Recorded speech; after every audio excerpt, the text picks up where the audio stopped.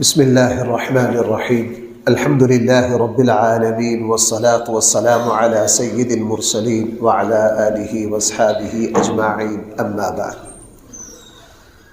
رات نماز تراویح میں قرآن کریم کا جو حصہ پڑھا گیا ہے اس کا آغاز سورہ یاسین سے ہو رہا تھا۔ سورہ یاسین کے شروع میں قرآن کریم نے ہمارے آقا صلی اللہ علیہ وسلم سے ایک بات ارشاد فرمائی کہ یہ کافر آپ کی مخالفت کر رہے ہیں، آپ کی نبوت کا انکار کر رہے ہیں، اور ان کے انکار کی وجہ سے آپ دکھی ہو جاتے ہیں۔ آپ کے لیے اتنا کافی ہے کہ آپ کا رب قرآن کی قسم کھا کے کہہ رہا ہے، یاسین انک لمن المرسلین، آپ اللہ تعالیٰ کے محبوب نبیوں میں سے ہیں۔ جب آپ کا اللہ آپ کی نبوت کی گواہی دے رہا ہے تو آپ کو کسی بدبخت کے انکار کی کوئی پرواہ نہیں کرنی چاہیے۔ اور بھائی، یہی میرا اور آپ کا سبق ہے، اللہ آج ہمیں سمجھا دے۔ ہم یہ دیکھتے ہیں کہ لوگ کیا کہہ رہے ہیں، لوگ کیا کہیں گے، برادری کیا کہے گی۔ میرے اور آپ کے ذمے یہ ہے کہ ہم یہ دیکھیں کہ میرا اللہ مجھے کیا فرما رہے ہیں، میرے نبی مجھے کس بات کا حکم دے رہے ہیں۔ دنیا کو راضی کرنا ہماری ذمہ داری نہیں، نبیوں سے دنیا راضی نہیں ہوئی، ہم سے کہاں ہوئی۔ دنیا کو راضی کرنا ہمارے ذمے، بس جو ہمارے جہاں ہمیں اپنے اللہ تعالیٰ کی تائید مل گئی، اپنے نبی کی شاباش مل گئی، ہمیں پھر زمانے کی کسی اور چیز کی ضرورت نہیں ہے۔ رسول اللہ صلی اللہ علیہ وسلم سے فرمایا، آپ کیوں دکھی ہوتے ہیں، آپ کیوں پریشان ہوتے ہیں، یہ آپ کا انکار کرتے ہیں، کرتے رہے۔ یاسین والقرآن الحکیم انک لمن المرسلین، انک لمن المرسلین۔ بس جب آپ کے اللہ آپ کی نبوت کی گواہی دے رہے ہیں، پھر آپ کو کسی کی کوئی پرواہ نہیں کرنی چاہیے۔ بھائیو، یہی بات ایمان کی پختگی کی ایسی اہم ہے جو میرے اور آپ کے لیے ضروری ہے کہ ہم نے جو کرنا ہے ہم یہ نہ دیکھیں کہ لوگ کیا کہیں گے، لوگ کیا چاہتے ہیں۔ ہمارا مقصد اپنے اللہ کو راضی کرنا ہے، ہمارا مقصد اپنے آقا صلی اللہ علیہ وسلم کے طریقہ پر چلنا ہے۔ دوسری بات، مکہ کے کافر یہ حسرت، یہ تمنا کیا کرتے تھے کہ اللہ نے سارے نبی بنی اسرائیل میں بھیجے۔ حضرت ابراہیم کے جو بیٹے ہیں حضرت اسحاق، آپ کو پتہ سارے نبی حضرت اسحاق کی ایسے ہی ہے نا۔ مکہ والے جو ہے یہ کس کی اولاد ہے؟ حضرت اسماعیل کی۔ حضرت ابراہیم حضرت اسماعیل کی اولاد ہے۔ یہ تمنائیں اور حسرتیں، خواہش، دعائیں کیا کرتے تھے کہ اے اللہ، سارے نبی آپ نے اس لڑی میں بھیجے ہیں ہمارے دادا کی، اے اللہ کو ہماری لڑی میں بھی نبی بھیج تاکہ ہم اس کی اطاعت کریں، اس کی فرما برداری کریں۔ اللہ جل جلالہ نے ان کی صدیوں کی دعاؤں کے بعد اللہ تعالیٰ نے بنو اسماعیل میں سے، پورے قریش کے قبائل میں سے سب سے افضل قبیلہ بنو ہاشم میں سے سب سے اعلیٰ جو شخصیت تھی امام الانبیاء صلی اللہ علیہ وسلم کو نبی بنا کر بھیجا۔ یہ دعائیں کون مانگتے آ رہے تھے؟ بھائی بولیے ذرا، مکے والے۔ ان کی تمنائیں تھیں، ان کی حسرتیں تھیں، ان کی خواہشیں تھیں۔ اللہ نے جب وہ نبی بنا کر بھیج دیے تو بدبخت ابو لہب جیسے خبیث پتھر مارنے پر آ گئے۔ قرآن کریم نے کہا تم تو بڑی تمنائیں کرتے تھے، بڑی دعائیں کرتے تھے کہ اللہ ہماری نسل میں بھی کوئی اپنا نبی بھیج، اب ہم نے بھیج دیا تو تم نے قدر کر لی، اب تو تم مخالفت پر کھڑے ہو گئے، اب تو تم نے اس حد تک پہنچ گئے کہ ہجرت کی رات اس ہستی کو شہید کرنے کے لیے 100 بندے تلواریں لے کے اس کے گھر کا محاصرہ کر کے کھڑے ہو گئے۔ تمہارے لیے تو ڈوب کے مرنے کا مقام ہے۔ اور بھائی، کافر تو برا گئے۔ میرا مزاج ہے کہ قرآن کی ہر آیت سے اپنے لیے سبق تلاش کرنا کہ قرآن مجھے اور آپ کو یہاں کیا کہہ رہا ہے۔ میرا اور آپ کا سبق یہ ہے ہم نے زندگی میں بہت سی نعمتیں اللہ تعالیٰ سے دعائیں مانگ مانگ کر لی ہیں۔ اے اللہ آپ مجھے اولاد دیں گے میں یوں کروں گا، اے اللہ مجھے ذاتی مکان دیں گے میں یوں کروں گا، اے اللہ مجھے ذاتی کاروبار دے دیں گے میں آپ کے نام پر یوں خرچ کروں گا، میں حج کروں گا، میں فلاں کروں گا۔ اللہ تعالیٰ سے ہم نے زندگی میں وہ نعمتیں مانگی، جب اللہ نے دے دی تو ہم ساری بات بھول جاتے ہیں کہ ہم نے اپنے اللہ سے کیا کہا تھا۔ کیوں بھائی ہم اس طرح کرتے ہیں کہ نہیں؟ ایک صاحب وہ اللہ والے تھے، ان کو جو احساس ہوا، یہ میں بات جو ہے نا ان کی برائی میں نہیں بیان کر رہا، ان کی اچھائی میں۔ ایک صاحب میرے پاس آئے، انہوں نے کہا جی میں بہت زیرو پر تھا، میں روڈ کے کنارے پھل کا ایک کام کرتا تھا، میری بڑی نہ مکان میرے پاس، نہ میری شادی، نہ لینا نہ دینا، میں اللہ سے بڑی دعائیں مانگتا تھا، جہاں میں پھل کی ریڑھی لگاتا تھا وہاں فلاں مسجد تھی، میں دعائیں مانگتا تھا۔ اللہ نے آہستہ آہستہ مجھے عروج دیا، میرا کام چلا، میں نے ذاتی دکان خریدی، 2 خریدی، 4 خریدی، پھر میں فروٹ منڈی میں آ گیا، میرا تھوک کا کام آ گیا، کرتے کرتے میں بڑا آڑتی بن گیا، شادی بھی اچھی جگہ ہوگی، اولاد بھی دے دی، مکان بھی اللہ نے دے دیا، سارا کچھ دے دیا۔ اس کے بعد پھر مجھے خیال آیا جب میں یہاں ریڑھی لگاتا تھا اس وقت تو اللہ تعالیٰ سے یہ دعائیں کرتا تھا، آج 30 سال کے بعد احساس ہوا میرے تو کچھ وہ جو دعائیں تھی میری وہ کدھر گئی، تو میں اب کیا کروں؟ مجھے اب احساس ہوا بڑھاپے کے قریب جا کے، اب احساس ہوا ہے۔ بہرحال میں نے اس کو مشورے دے سکتا تھا، یہ احساس میں نے اسے کہا بھائی آپ کے اندر یہ جو شرمندگی کا احساس ہے نا، ایک تو سب سے بڑی توبہ یہی ہے آپ کی، اور آئندہ سے اپنے رخ کو تبدیل کر لیجیے، اللہ کو یہی پسند ہے اپنے بندوں سے۔ اس لیے میرے بھائیوں ہم نے بھی اللہ تعالیٰ سے پتہ نہیں کیا کیا دعاؤں میں کہہ رکھا ہے، اللہ تعالیٰ مجھے اور آپ کو جب وہ طاقت دے ہم اس طاقت کو فوراً کریں، اس طاقت کو استعمال کر کے اللہ تعالیٰ کی دی ہوئی نعمتوں کو فوراً کیا کریں، اللہ کی رضا بنے۔ تیسری بات قرآن کریم نے سورہ یاسین میں یہ فرمائی، اللہ تعالیٰ نے کسی بستی میں، یہاں قرآن نے اس کا نام نہیں لیا، 3 نبیوں کو بھیجا، اور 3 نبیوں نے اس بستی والوں کو اللہ کی دعوت دی۔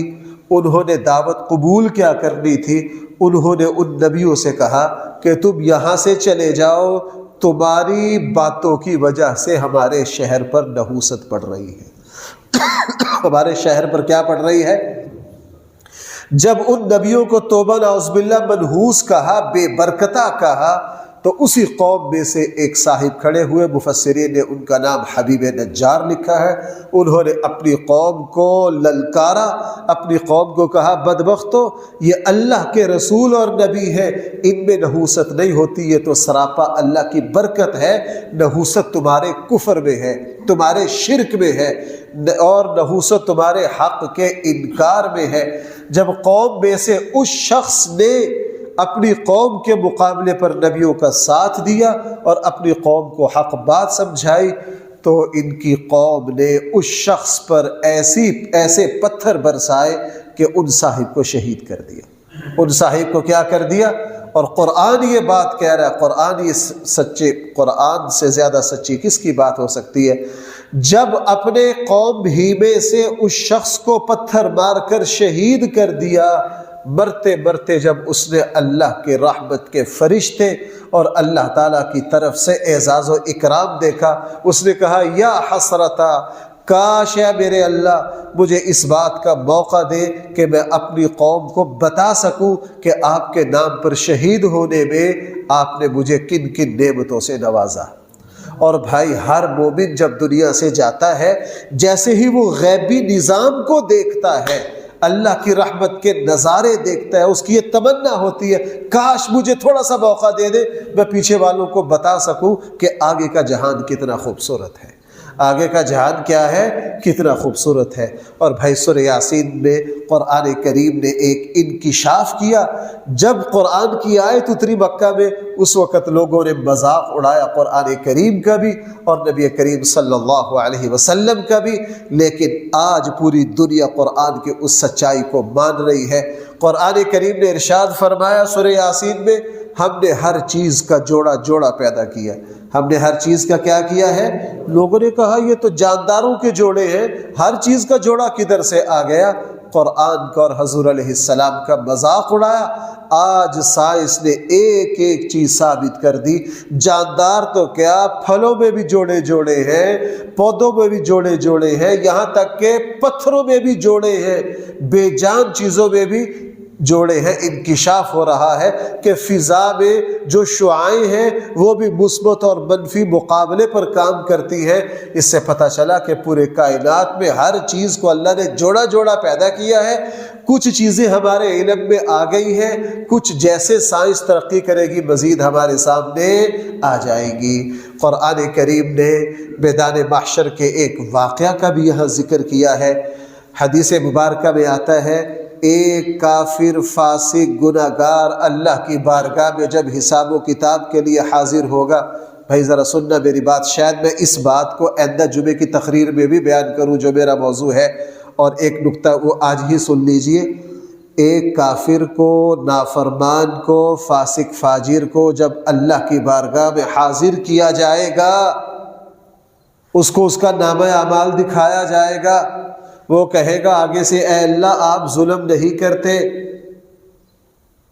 آپ انصاف کرتے، یہ جو میرے جرائم کی فائل پیش کی گئی ہے یہ آپ کے فرشتوں نے غلط لکھا ہے سارا، یہ گناہ میں نے نہیں کیے، آپ آج میرے ساتھ انصاف کیجئے۔ اللہ تعالیٰ فرمائیں گے اچھا اگر آج آپ کا جسم ہی آپ کے گناہوں کے غلط اور صحیح ہونے کی گواہی دے دے، پھر اس نے کہا جی پھر منظور ہے۔ اللہ تعالیٰ حکم دیں گے اس کی زبان پہ مہر لگاؤ، اليوم نختم على افواہہم وتکلمنا وتشہد ارجلہم بما كانوا یکسبون، پھر اس کے جسم کے اعضاء بولیں گے۔ اب جب اس کے مطالبے پر ہو اللہ فرمائیں گے یہ لو اب تمہارے ساتھ انصاف ہو گیا، انصاف کے ساتھ اس کو جہنم میں بھیج دیا جائے گا۔ اور اللہ تعالیٰ ایک ایمان والے کو بھی بلائیں گے، اس کے سامنے بھی گناہوں کی فہرست رکھیں گے، اے میرے بندے تو نے یہ گناہ کیا ہے، وہ بندہ کہے گا اے اللہ یہ سارے میرے گناہ ہیں، میں نے کیے ہیں، یہ بھی میں نے کیا ہے، یہ بھی میں نے کیا ہے، یہ بھی میں نے کیا ہے۔ وہ ہر گناہ کا اعتراف کرے گا، اے میرے اللہ یہ پوری فائل جو ہے یہ میری گناہوں کی ہے، یہ سارے قصور میں نے کیے ہیں۔ جب وہ ہر چیز کا اعتراف کرے گا ایمان والا، اللہ تعالیٰ فرمائیں گے دیکھ میرے بندے تو نے دنیا میں جب یہ گناہ کیے تھے میں نے اس وقت بھی تیرے اوپر پردہ ڈالا تھا، ان گناہوں کا مجھے پتہ ہے یا میرے غیبی نظام کو پتہ ہے، ہم نے دنیا میں تیرے ان گناہوں کا کسی کو پتہ چلنے، جس طرح ہم نے وہاں تیرے ساتھ پردے کا معاملہ کیا ہے یہاں بھی تیرے ساتھ پردے کا معاملہ کر رہے ہیں، اور اپنی ستاری کا معاملہ کرتے ہوئے تیرے گناہوں کو معاف کر رہے ہیں اور تجھے جنت کا داخلہ دے رہے ہیں۔ اس لیے میرے بھائیوں اللہ تعالیٰ کو گناہ کا اعتراف بہت پسند ہے۔ انشاءاللہ اسی موضوع پر آئندہ جمعے میں کچھ باتیں آئیں گی۔ قرآن کریم نے رسول اللہ صلی اللہ علیہ وسلم سے فرمایا نبی جی ہم نے آپ کو شعر و شاعری نہیں سکھائی، وما علمناہ الشعر وما ينبغی لہ، اور شعر و شاعری کا علم آپ کے شایان شان ہے بھی، چونکہ شاعر جو ہوتا ہے وہ الفاظ سے کھیلتا ہے، الفاظ کے اطراء چڑاؤ کو لاتا ہے، تراکیب کو گھماتا پھراتا ہے، وہ مبالغہ کرتا ہے، وہ تخیل لاتا ہے، وہ خیالی باتیں لاتا ہے، وہ منٹ میں کسی کا مخالف ہو جائے تو آسمان سے زمین پر گرا دیتا ہے، اور کسی کی جھوٹی چاپلوسی کرنے پر آئے تو زمین پر چلنے والے بندے کو آسمان پر پہنچا دیتا ہے۔ انبیاء علیہ السلام کسی چیز میں مبالغہ اور تخیل سے کام نہیں لیتے، 100% سچائی ہے۔ بھائی توجہ ہے آپ کی؟ آپ ساری رات کی عبادت سے تھکے ہوئے، توجہ ہے؟ انبیاء علیہ السلام کی کسی بات میں کوئی مبالغہ؟ ایک بات سنو، صحیح حدیث ہے، ہمارے آقا صلی اللہ علیہ وسلم نے فرمایا آخری جنتی کو جو جنت ملے گی وہ زمین و آسمان سے کتنی بڑی ہوگی؟ 10 گنا بڑی ہوگی۔ بھائی بولیے سارے، 10 گنا۔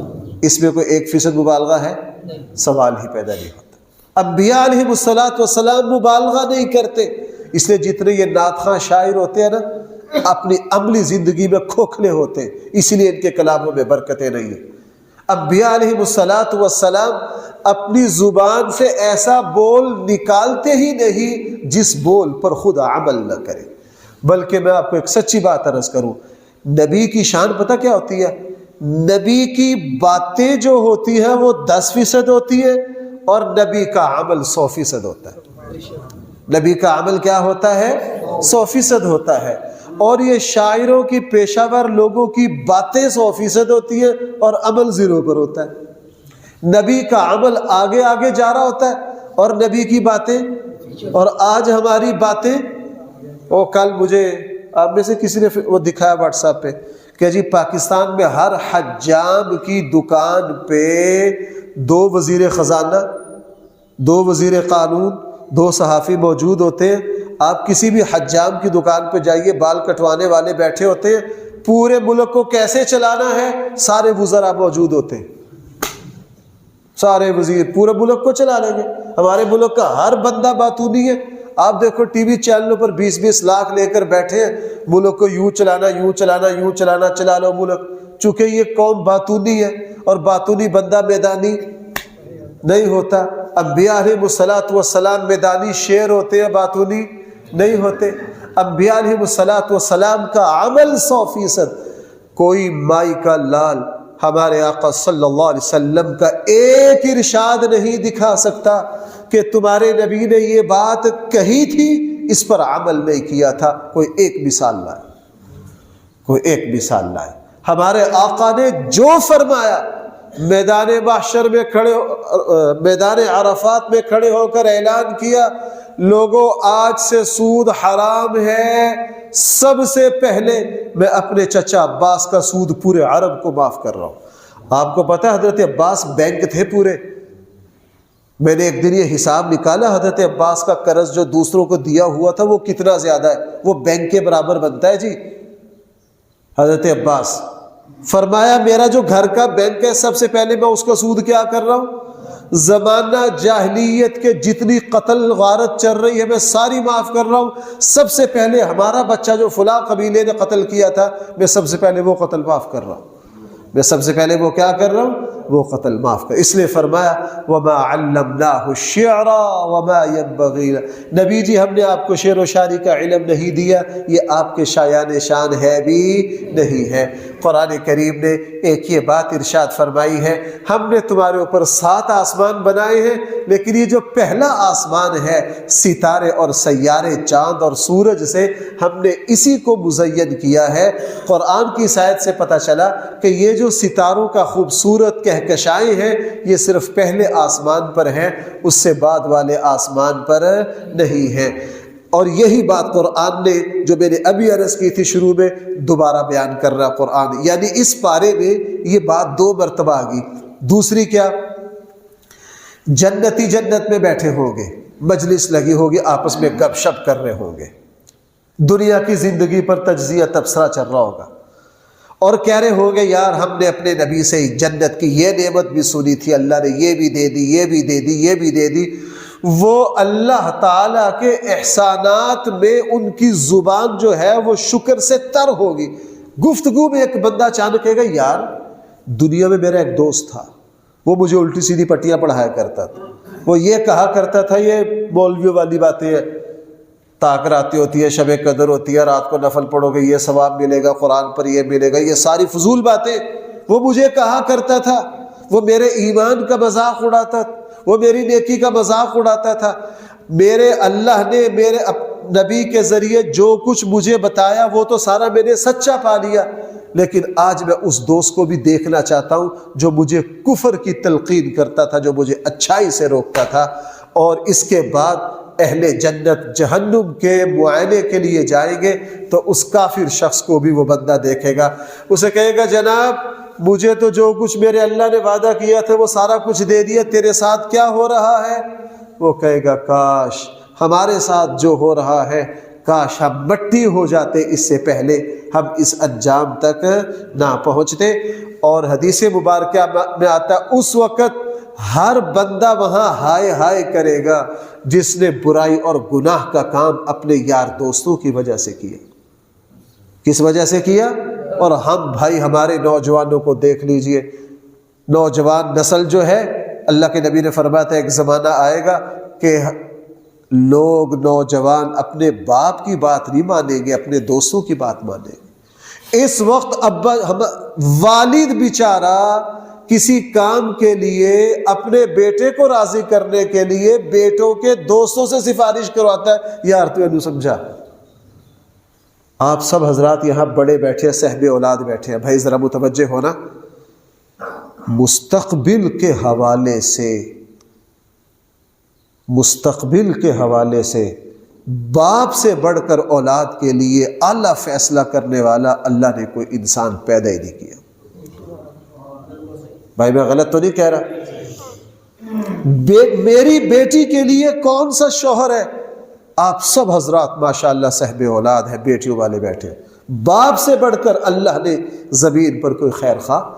اسی لیے بھائیوں، دعا اولاد کے حق میں ماں کی جلدی قبول ہوتی ہے باپ کی؟ کس کی بھائی؟ کیوں؟ ماں محبت دے سکتی ہے، شفقت دے سکتی ہے، مستقبل نہیں سنوار سکتی۔ مستقبل کو جو چمکاتا ہے وہ باپ چمکاتا ہے۔ وہ کون چمکاتا ہے؟ باپ چمکاتا ہے۔ اس لیے مستقبل کے حوالے سے اولاد کو جو پاؤں پہ کھڑا کرتا ہے وہ باپ کرتا ہے۔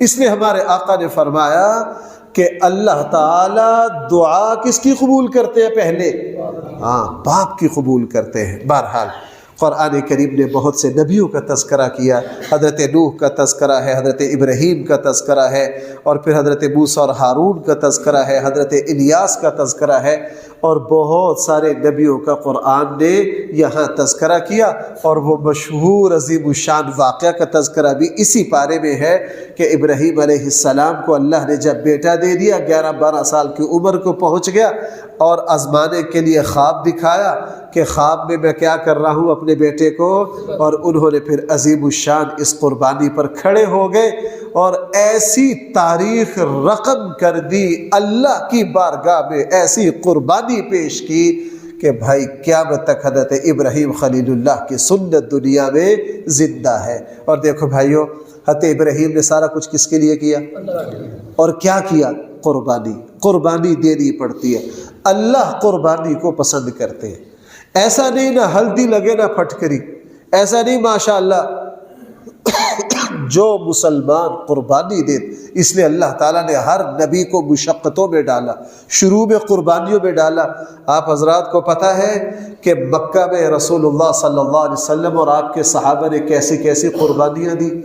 شیب ابی طالب، میں نے ابھی آپ کو سورہ عنکبوت کے خلاصے میں سنائی تھی یہ بات کہ رسول اللہ صلی اللہ علیہ وسلم ایک دن بیت اللہ کے سائے میں بیٹھے ہوئے تھے، حضرت خباب آگے آ کے کہا اللہ کے رسول ہم پر کبھی کوئی دکھ سے کہا اللہ کے رسول ہم پر کبھی کوئی ایسا زمانہ آئے گا کہ ہم بھی سکھ کی نیند سو سکیں گے؟ رسول اللہ صلی اللہ علیہ وسلم نے فرمایا خبیب تم سے پہلے نبیوں کے سروں پر آرے چلائے گئے۔ بھائیوں، نیکی کی علامت یہ ہے کہ اس کے شروع میں آزمائش اور مشقت آتی ہے، اور ہم کہتے ہیں 20 تراویح یوں گزر جائے کہ ہم تھکے نہ۔ بھائی نیکی ہوتی کس لیے؟ اس میں تھکاوٹ ہوتی ہے کہ نہیں؟ اب ماشاءاللہ تاکرات سب حضرات نے عبادت کی، تھکے ہوئے ہیں کہ نہیں؟ یہی تھکنا اللہ کو پسند ہے۔ اللہ فرشتوں، میں یہ مختصر سا موضوع ہوتا ہے، درس ہوتا ہے، بس میرے دماغ پر نکات آتے ہیں وہ میں چلاتا جاتا ہوں، خلاصہ رہ جاتا ہے۔ اللہ نے فرشتوں کو اپنا خلیفہ کیوں نہیں بنایا؟ حالانکہ فرشتے ہم سے لمبی نماز پڑھ سکتے ہیں کہ نہیں؟ حدیث میں ہے جو فرشتے سجدے میں ہیں، صدیوں سے سجدے میں ہیں، ہمارا سجدہ تو 3 مرتبہ سبحان ربی الاعلیٰ کا ہے۔ جو فرشتے قیام میں ہیں وہ ہمیشہ ہمیشہ قیام میں۔ اللہ تعالیٰ ان کے قیام پر فرشتوں کو اجر بھی نہیں دیتے چونکہ وہ مکلف نہیں۔ کیوں نہیں دیتے؟ اس لیے نہیں دیتے کہ فرشتے جو ہیں نہ ان کو مشقت محسوس ہوتی ہے۔ علماء نے لکھا کہ اللہ کی عبادت فرشتوں کے لیے اس طرح ہے جس طرح میرے اور آپ کے لیے سانس، جس طرح ہمارے سانس خود بخود چل رہے ہیں، فرشتے اللہ کی تسبیح خود بخود بطور ان کا آکسیجن ہے، یہ ان کا کیا ہے، تو وہ تھکتے ہی نہیں۔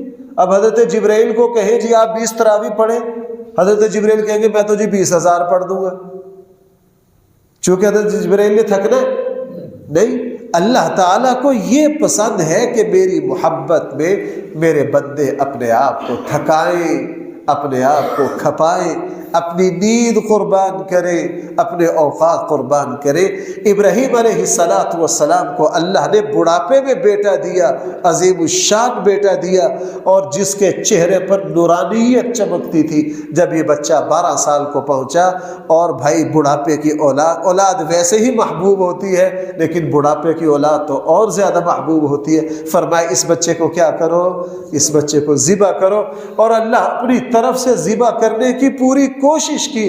اللہ تعالیٰ نے فرمایا آپ نے جو ہمارے ساتھ وعدہ کیا تھا اس کو سچا کر دکھایا، ہم آپ کے دل کی تڑپ کو دیکھ رہے ہیں، ہم کیا کریں، آپ کے دل کی تڑپ کو دیکھ رہے ہیں۔ اور بھائی اس بارے میں قرآن کریم، بس آخری بات، باقی باتیں میں چھوڑ دیتا ہوں، آپ حضرات بھی تھکے ہوئے، آخری بات، سورہ صاد کے شروع میں اس مکہ کے وفد کا تذکرہ ہے۔ وہ رسول اللہ صلی اللہ علیہ وسلم کے چچا جناب ابو طالب، جو حضور کے بہت شفیق اور مہربان چچا تھے، ان کے پاس آئے، انہیں کہا کہ آپ ہمارے سردار ہیں، اپنے بھتیجے کو روکیے، منع کیجئے، یہ ہمارے بتوں کو برا بھلا اور گالیاں نہ دیا کرے، اگر یہ ہمارے بتوں کو گالیاں نہ دے گا تو ہم ان کو ان کے دین پر عمل کرنے کی اجازت دیں گے۔ ہمارے آقا صلی اللہ علیہ وسلم نے تو کبھی بتوں کو گالی دی نہیں، بس یہی کہا تھا کہ یہ بت کر کچھ نہیں سکتے ہیں، یہ خدا نہیں ہے، خدا تو وہ ہے جس نے ہمیں پیدا کیا ہے۔ حضور علیہ السلام کے چچا نے رسول اللہ صلی اللہ علیہ وسلم کو بلایا، بھتیجے یہ تیری برادری کے چودھری آئے ہیں، ان کی بات سنو۔ جب مکہ کے سردار ساری بات کر چکے، اور رسول اللہ صلی اللہ علیہ وسلم نے فرمایا، اے میری قوم کے سرداروں، میں تمہارا خیر خواہ ہوں، میں ایسا کلمہ لے کر آیا ہوں، اگر تم اس کلمہ کو قبول کر لو تو تمہاری عظمت اور عزت، یوں کہہ لیجئے تمہاری چدراہٹ قیامت تک قائم ہو جائے گی۔ انہوں نے پوچھا وہ کلمہ کون سا ہے؟ حضور نے فرمایا وہ کلمہ یہ ہے، اشہد ان لا الہ الا اللہ، اللہ کے سوا کوئی معبود نہیں ہے۔ یہ سنتے ہی انہوں نے کہا جی ہمیں یہ کلمہ بارے میں نہیں ہے۔ پھر رسول اللہ صلی اللہ علیہ وسلم نے فرمایا میرے اللہ نے میری جو ذمہ داری لگائی ہے، میں بھی اپنی ذمہ داری چھوڑنے کے لیے تیار نہیں ہوں، چاہے ساری دنیا کے خزانے تم میرے قدموں پر رکھ دو، مجھے بھی اس کی کوئی پرواہ نہیں ہے۔ اور بھائی قرآن کریم نے اور بھی بہت ساری باتوں کا تذکرہ کیا ہے، بس ایک بات سن لیجیے آخری۔ قرآن کریم نے اس بارے کے آخر میں فرمایا ہے ہمارے بندے وہ ہیں، ہم جب وہ ہماری طرف آتے ہیں ہم اسلام پر ان کا سینہ کھول دیتے ہیں، شرح صدر کر دیتے ہیں۔ اس کا تذکرہ 8ویں پارے میں بھی ہے۔ شرح صدر کا معنی دل کا کسی چیز پر مطمئن ہو جانا، دل کا کسی چیز پر۔ بھائی میرا اور آپ کا اللہ کے ایک ہونے پر دل مطمئن ہے یا نہیں؟ بلکہ ہم یوں کہیں گے مطمئن ہونا چھوٹا لفظ ہے، یہی شرح صدر ہے۔ ہمارے آقا صلی اللہ علیہ وسلم آخری نبی ہے یا نہیں؟ اس پر ہمارا کتنا دل مطمئن ہے ہم لفظوں میں بیان ہے، یہی شرح صدر ہے۔ یہی کیا ہے؟ اسی طرح اسلام کی ہر بات پر اللہ سے شرح صدر مانگنا، اے اللہ اسلام کی ہر سچائی پر میرا سینہ کھول دے، میرا دل مطمئن کر دے۔ کیا کر دے میرا دل؟ یہ شرح صدر۔ رسول اللہ صلی اللہ علیہ وسلم سے کیا فرمایا؟ سورہ الم نشرح کو پڑھو، ہاں بھائی کیا کہ الم نشرح، ہاں ہمارے آقا صلی اللہ علیہ وسلم کا سینہ اللہ نے پورے اسلام پر ایسا کھول دیا، ایسا کھول دیا کہ اس کی لذت کو اللہ کے نبی ہی محسوس کر سکتے ہیں۔ مجھے اور آپ کو بھی دعا مانگنی ہے، اے اللہ اسلام کی ہر بات پر ہمارے سینہ کو کھول دیجئے۔ جب بندے کا شرح صدر ہو جاتا ہے، میں کہہ رہا ہوں پھر عمل میں اپنا ہی مزہ آتا ہے، پھر اپنی ہی لذت آتی ہے، پھر اپنا ہی سکون ملتا ہے۔ صحابہ اکرام دعا مانگا کرتے تھے، اے اللہ ہمیں ہر نیکی پر شرح صدر عطا فرما۔ ہر نیکی پر کیا؟ موسیٰ علیہ السلام نے بھی جو دعا مانگی تھی وہ کیا تھی؟ رب اشرح لی، اے اللہ میرا سینہ کھول دیجئے۔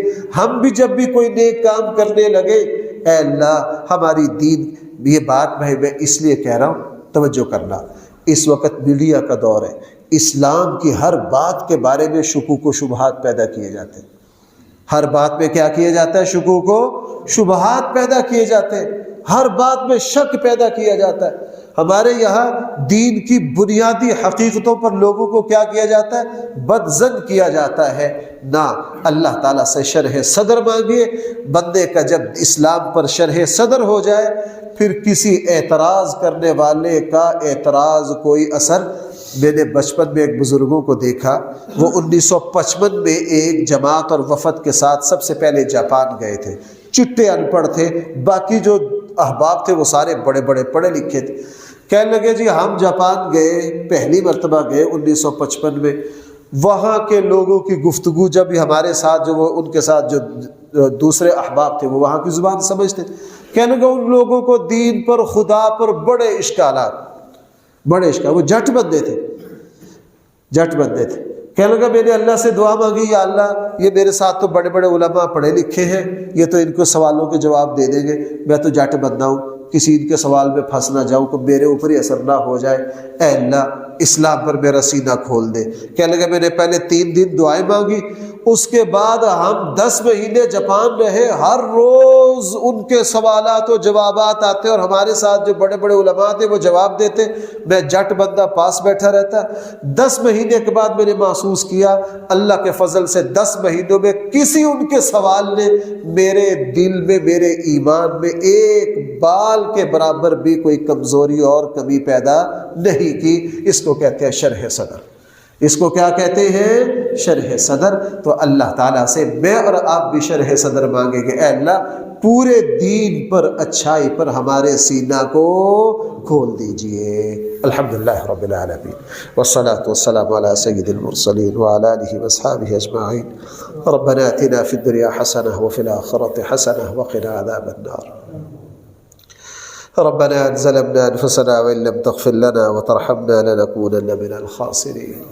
اے اللہ ہمارے احباب یہاں جو کچھ عبادتیں کر رہے ہیں اے اللہ سب کو قبول کر لیجیے، اے اللہ ان سب کی دعاؤں میں مجھے بھی حصہ دے دیجیے، اے اللہ ہم سب کی دعائیں ایک دوسرے کے حق میں قبول کر لیجیے۔ اے اللہ یہاں جو کچھ ہم اعتکاف بیٹھ رہے ہیں، یہاں جو کچھ ہو رہا ہے اے اللہ ہمیں ریاکاری سے بچائیے، ہمیں دکھلاوے سے بچائیے، ہر کام صرف اور صرف اے اللہ اپنی رضا کے لیے کرنے کی توفیق عطا فرما۔ اے اللہ تیری ذات کی قسم، آپ کی راضی کرنے کے لیے کوئی بھی نیکی کرنے میں جو لذت ہے اے میرے رب وہ لوگوں کو دکھانے کے لیے کرنے میں ہو ہی نہیں سکتی۔ اے اللہ ہمیں اخلاص کا ذائقہ ہمارے منہ کو لگا دے، اے اللہ ہمیں اخلاص کی لذت سے آشنا کر دے۔ اے اللہ جو کچھ ہم کریں اور اے اللہ یہاں جو کچھ عبادات جو کچھ ہو رہا ہے اے اللہ اس کو اپنی رضا کے لیے قبول کر لیجیے۔ صلی اللہ تعالی علی خیر خلقہ سیدنا مولانا محمد وآلہ وصحابہ اجمعین برحمتک یا رحمن۔